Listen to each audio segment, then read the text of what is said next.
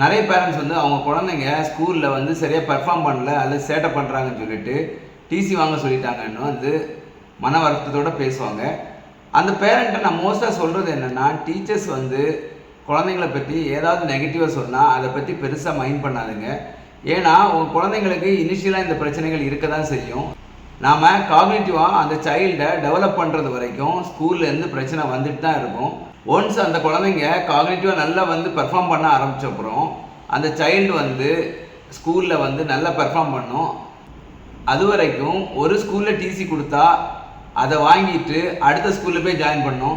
இப்படியே ஒரு 2-3 வருஷத்தை ஓட்டும் போது இந்த டைமில் காக்னிட்டிவாக இந்த சைல்டு வந்து பெட்டர் ஆகிடுவாங்க. அதுக்கப்புறம் எந்த ஸ்கூலில் இருக்கானோ அந்த ஸ்கூலில் கண்டினியூ பண்ணுறது பெட்டர். தேங்க்யூ.